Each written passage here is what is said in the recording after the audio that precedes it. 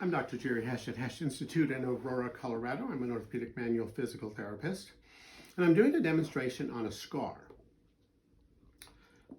This is a technique called strain counter-strain, described by Lawrence Jones, an osteopath. And there are workshops on strain counter-strain on treating soft tissue.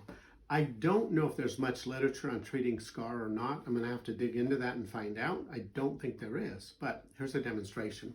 So here's her scar, and you can see lines of stress going this way, especially in the middle portion of this scar, okay?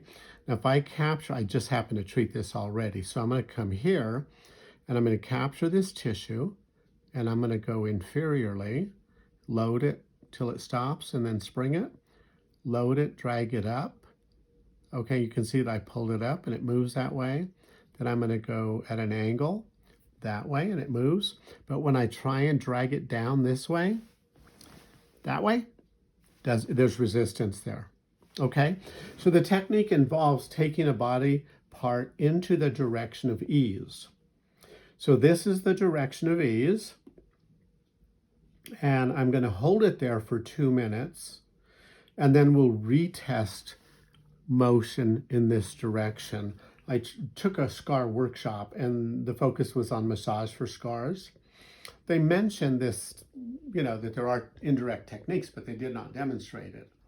I treated a woman, they brought in people from the community, and there was a woman who had severe burns throughout her body, but I focused on the face and treated her with this approach. And the partner next to me made the comment that the swelling along her eyebrow reduced, the coloration improved, and the mobility also improved. At that point, her eyelid was open a little bit more. And I think this is a technique that we should evaluate and see, evaluate its use for treating burn scars. Okay, so that's been probably 1.5 minutes. That's probably enough. So I'm going to let go. Okay, and looking at it, I'm going to capture it. It's funny, it's like the stress lines are more fine, it seems like they changed a little bit. So I'm going to pull it down, and now she has mobility in this direction. Now I can load the tissue, pull it all the way laterally. It's at a 45-degree angle. And I can even spring and get a little extra mobility now. So I'm going to capture this last little bit of it. And that last little bit seems to move freely in all directions. Now, I think, you never know what you're going to get with the technique, okay? So I wouldn't make any promises.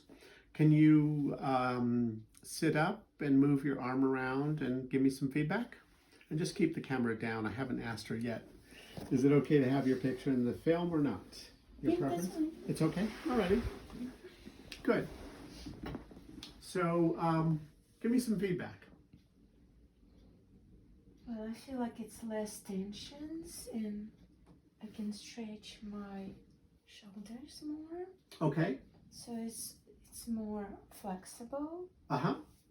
And less tightness for sure. Wonderful. Yes, it's very softer. So good. I feel really good actually. I have a theory that is going to last. But your daughter can test you. Okay. Maybe once a week test it. And then treat it. It's only 2 minutes to treat.